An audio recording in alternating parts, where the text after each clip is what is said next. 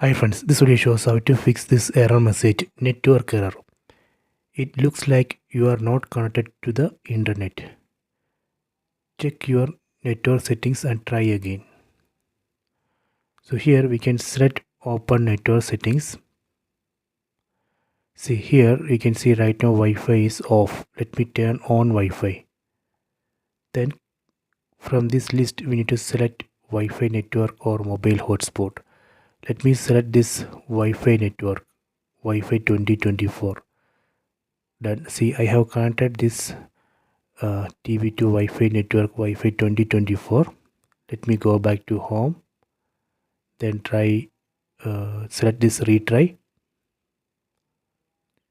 See, now it's working. So this way we can fix that issue. Please try this. I hope you have enjoyed this video. Please subscribe this channel. Please like and share the video.